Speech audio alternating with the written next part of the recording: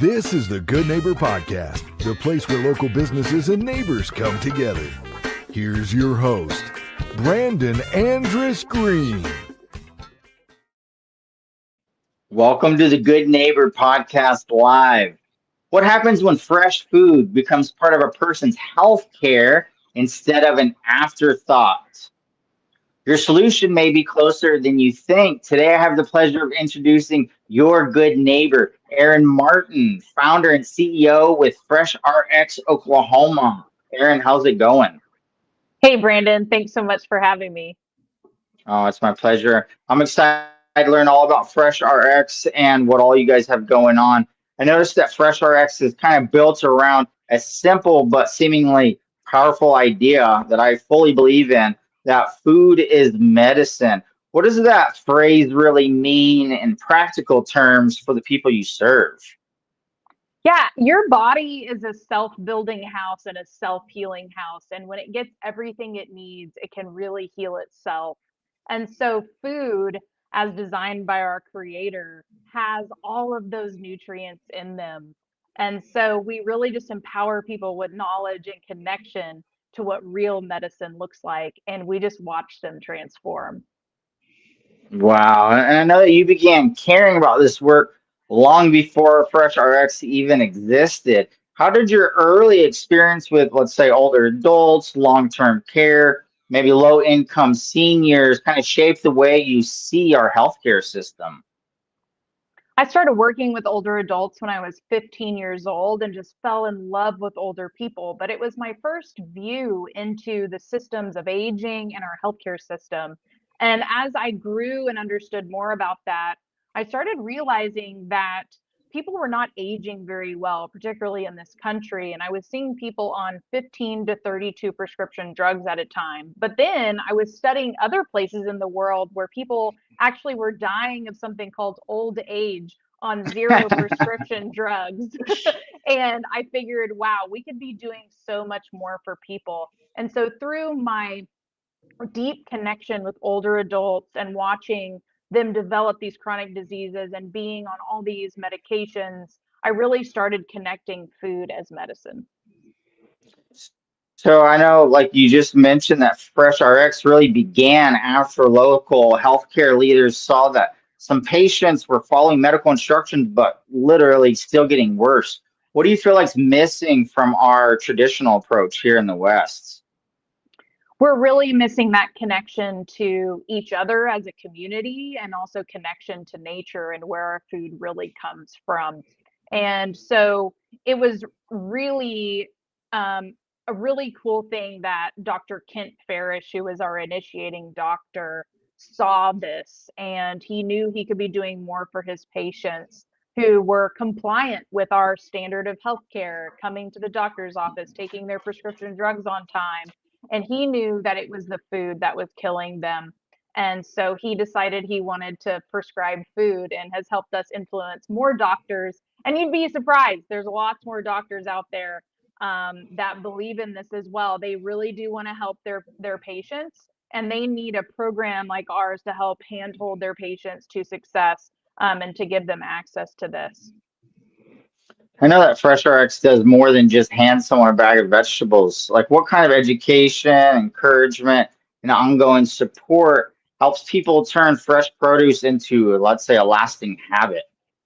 A lot of people think they can just give people access to food and it would fix problems, but really throwing food at people does not fix the problem. You really have to address the lifestyle and people's restore confidence and cooking skills. So we teach knife skills, we address mental health issues, we talk about sleep, we talk about cyclical depression with diabetes. We go through all of these things, do hands-on cooking demos so people actually get into their body and they remember and they just need to know what to do with this certain produce. So we correlate recipes that go with the seasonal produce that we're producing. They know that it's grown by local farmers.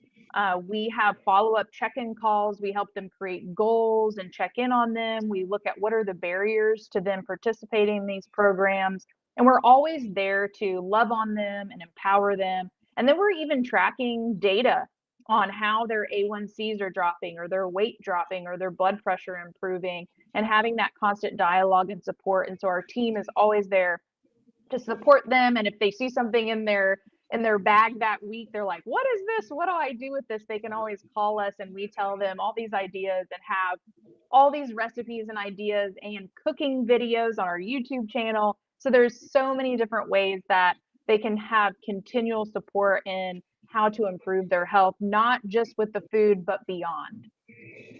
And to tag along with that, you kind of mentioned that it's really important to emphasize locally and regeneratively grown food. But can you help the listeners understand, why do soil health and local farmers matter to a healthcare program? Yeah, a lot of people don't think that soil health has anything to do with food or healthcare, and I didn't either. And I just stumbled upon this program where I actually studied soil science for about 8 weeks. And I started realizing that if we're supposed to get our nutrients from our food, but the way we've been growing food industrially for about 50 years or more, we've really actually depleted the soil and the food of nutrients. So, for example, you have to eat 8 oranges today to get the same vitamin A and vitamin C as you would in one orange 50 years ago.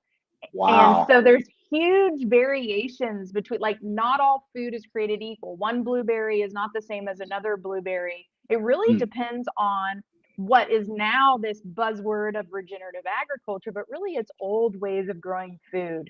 And it's just a more holistic approach that actually is just mimicking nature as it exists. Like, there is nowhere in nature that you just see fields of corn. Like, that is not actually natural. And it causes lots of problems. Like, the plants are not disease resistant because they're being monocropped, and the soil is being constantly disturbed and sprayed chemicals on. So we've created this industrial system to grow a lot more food, which has worked in a sense, but we've sacrificed a lot of quality there. And so, on top of it being grown regeneratively or holistically or mimicking nature, people also don't know that with our food system, the way it is, that food is traveling an average of 1,500 miles to the grocery store. And in Mm. that time period, particularly for produce, it loses 10% of its nutrients every single day. And the average, Wow. yeah, and the USDA says this, and the average fruit or vegetable in a grocery store is 14 days old.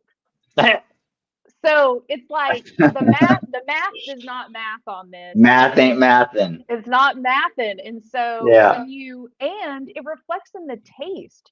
So people think, I totally. don't like vegetables, but you haven't had anything local, fresh. Our stuff lasts way longer because by the time they get it, like, very right when it's harvested, the day after it's harvested. And so it's fresh, it's local, and it's grown regeneratively. And in some of the nutrient density studies today, they're seeing anywhere from like 20 times difference to 300 times difference in different nutrients, and even nutrients in regeneratively grown food that doesn't even exist in conventionally grown food. So there's so much more to know and understand, but that's why we really specialize in working for farmers growing for nutrition. But there's also this economic piece. We want to invest in our community. We don't want to just go and stimulate the same system that really got us sick. And so we invest in those farmers, we invest in our community with actual dollars that creates jobs, that increases their income, and stimulates a system that can actually heal. And so we are very committed to that and to sourcing medicinal grade level food. Wow, I'm learning so much today. So, on along those lines, what's another maybe common misconception about eating healthy that makes change feel harder or more expensive than it even has to be? Yeah, I think a lot of people think that eating healthy is more expensive. But actually, when you break it down and you know how to cook and store food and make the food last longer, we teach people on how to eat on a budget. And if they're low income and on SNAP benefits, they can use Double Up or these nutrition incentives like at the farmer's market to even buy this higher quality food. So there's different tactics in doing that. And so we try to debunk the myth that it's not necessarily more expensive, or people think it's not fun or tasty. But use spices and herbs and really help people and the food tastes better, right? Because it's fresher and they can actually taste it. So making it fun, making it simple, making it easy to cook, and fun again, is really helps people. And then once they feel better, they don't even realize how bad that they have felt. Your taste buds actually will change over time. You may not like that salad at first, but as you cleanse your body, you'll actually start craving this stuff. And we see it in our participants every single day. And overall, if their goal is to keep up with their grandkids again, or to have more energy, or to have less pain, or for their chronic disease to interfere with their daily lives less, once they start seeing how this is helping them achieve all those goals, they just continue to be more committed to it and realize that this is what their body really needs. And when someone's lived with diabetes or food insecurity for years, I know that trust really matters. How does FreshRX create a program that feels respectful rather than judgmental? Yeah, one of our employees now, but who was actually a graduate of this program, says our program feels like come and get some longevity rather than like a welfare program, is how she puts Right. it. I Right. think it's really in the culture that we promote and embody to our folks, and that we encourage them. It's not just a come, we need to check off our numbers kind of things. It's like we're here to serve them and to empower them and encourage them. It's in the people I choose on our team. It's how we maintain that culture, and that we communicate courageously, that we take ownership, that we really care about being welcoming and leading with grace with people, because people, especially those who are dealing with chronic disease, things are hard. It's just like one other thing that they have to do or manage, and diabetes affects mental health a lot. And so these are all the different ways that we try to support them and be understanding, about their experience, and just really work as a team to make it a supportive, welcoming place for people to come and get some longevity. I love that.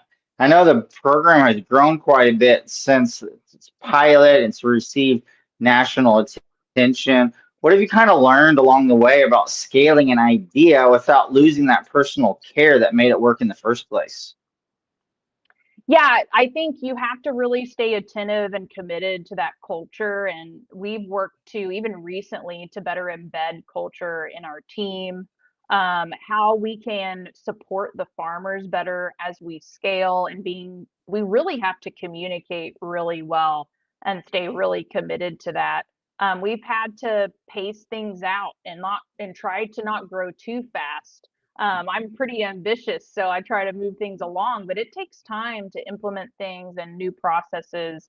And so we've learned a lot along the way. We've learned that sometimes it takes longer to get people enrolled. You think, a free program, it'd be easy. You'd have people flying through the door.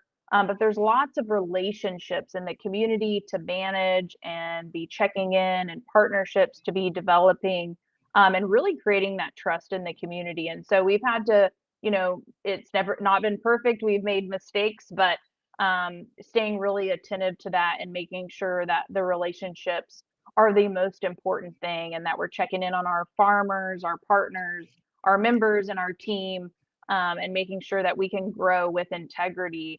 And I think that that's the most important thing to us, over valuing people in our relationships over the growth necessarily. I think a lot of people focus a lot on scale, and it's really easy to lose the quality.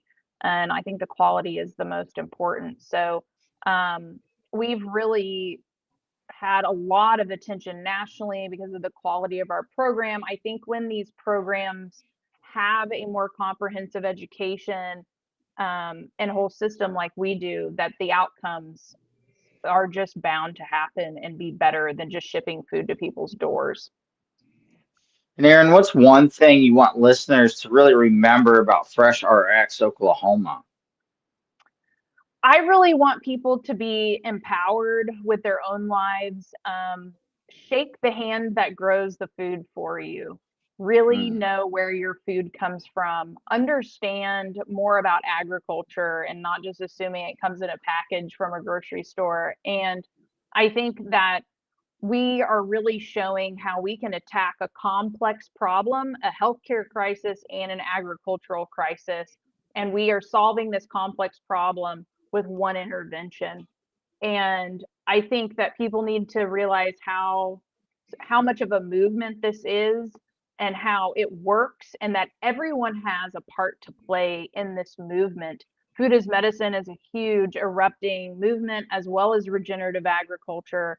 And we want to make sure that we stay in integrity around how we're sourcing in food as medicine programs and making the biggest impact on our communities and the people we serve. So I hope we are a beacon of a North Star of where we really want the whole food as medicine movement to move towards, and really honor the land and the connection back to each other that we desperately need. And I hope we are a source of hope for both farmers and people in the healthcare field, as well as people suffering from chronic disease. Yeah, I think this is an excellent program. How can people learn more, support the program, or just simply try to connect with you guys? Yeah, you can visit our website, FreshRXOK.org. You can also check out all our cooking and nutrition and lifestyle classes on our YouTube channel, FreshRX Oklahoma.